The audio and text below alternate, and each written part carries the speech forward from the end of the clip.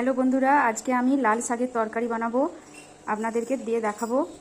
লাল শাক নিয়েছি, বেগুন নিয়েছি, আলু নিয়েছি, হলুদ বাটা, লঙ্কা বাটা, নুন আর সর্ষের তেল। আর শাকের তরকারিটা করার জন্য আমি একটা গোটা মশলা বেটে নেবো, 1 কোয়া রসুন, সর্ষে আর জিরে। প্রথমে আমি কড়াইতে সর্ষের তেল দিয়ে দিচ্ছি,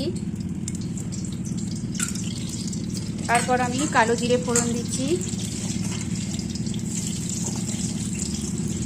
এরপর আমি আলুগুলো দিয়ে দেবো,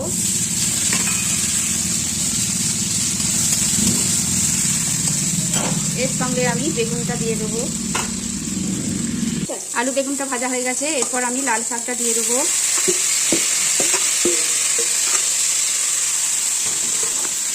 লাল শাকটা দিয়ে আমি নাড়াচাড়া করে আমি মশলাটা দিয়ে দেবো, সর্ষে, জিরে আর একটা রসুন বাটা, অল্প নুন, হলুদ আর লঙ্কা গুঁড়ো দিয়ে ভালো করে কষিয়ে নেব।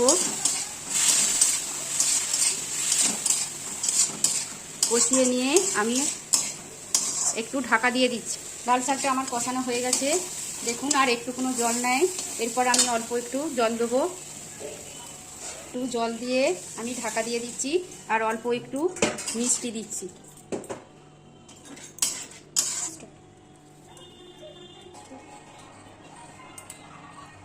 দেখুন বন্ধুরা, আমার শাকের তরকারিটা হয়ে গেছে, এরপর আমি নামিয়ে দেবো।